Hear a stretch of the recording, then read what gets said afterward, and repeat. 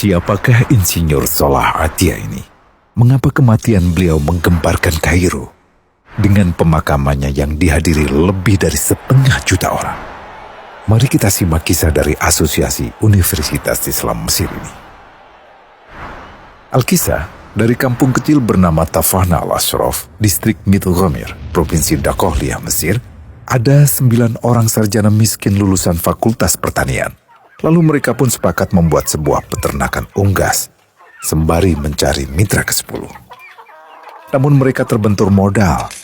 Maka dengan sekuat tenaga mereka kumpulkan dari hasil menjual tanah, perhiasan istri, hingga meminjam. Meski tidak banyak terkumpul, namun mencukupi untuk memulai usahanya. Pertanyaan tersisa, siapa mitra yang ke-10? Insinyur Salah, satu dari mereka pun berkata, "Aku sudah menemukan mitra yang ke-10. Siapa?" kata teman-temannya. "Allah," lanjutnya. "Allah akan menjadi mitra usaha kita yang ke-10. Allah akan mendapat 10% dari keuntungan kita. Dengan perjanjian, Allah yang akan memberikan perlindungan dan pemeliharaan, keamanan dari segala wabah penyakit." Akhirnya mereka pun sepakat. Kontrak kerjasama pun ditulis secara rinci dan dicatatkan ke notaris, lengkap dengan peran mitra ke-10 tersebut. Tak disangka, setelah 1 musim bisnis mereka langsung meroket, jauh dari yang dibayangkan sebelumnya.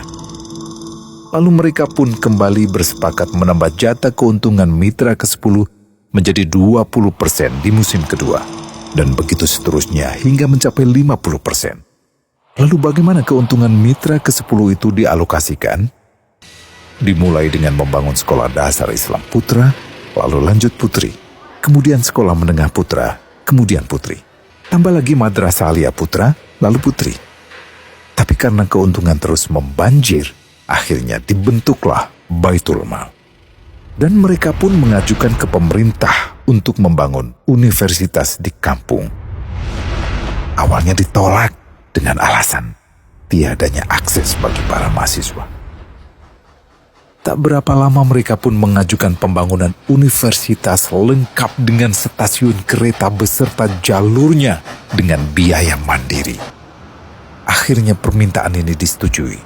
Dan pertama dalam sejarah Mesir, berdirilah sebuah universitas di perkampungan kecil. Semakin berkembang, dibangun pula fakultas kedua, ketiga, keempat hingga asrama putri dengan kapasitas 600 kamar. Lalu asrama putra dengan 1.000 kamar.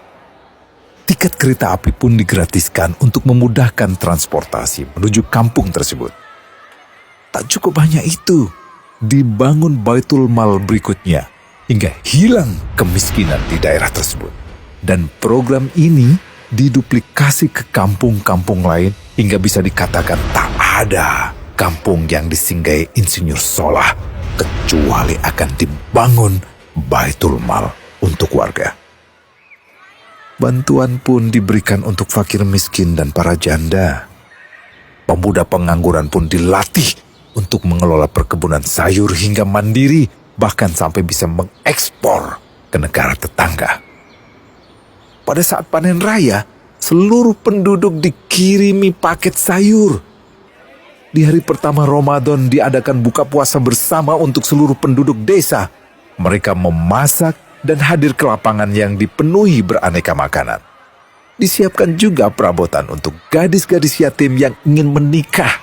Dan ini semua merupakan sedikit dari banyaknya kebaikan yang dilakukan oleh Insinyur Salah. Hingga pada akhirnya disepakatilah keuntungan perusahaan 100% untuk Allah.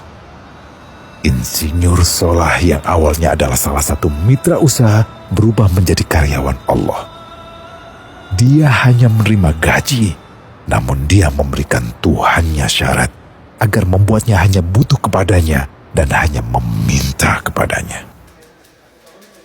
Inilah sosok Insinyur Salah Atia, aktor utama kisah menakjubkan ini. Keikhlasannya membuat ia sama sekali menolak terkenal di media massa. Dan kini, Meski orang yang melibatkan Allah ke dalam bisnisnya ini telah wafat, terbayang seluruh amal jariahnya yang selalu mengalir untuknya. Masya Allah. Pertanyaannya, akankah ini hanya menjadi sebatas kisah saja? Atau menjadi teladan bagi kita untuk mengikuti jejaknya?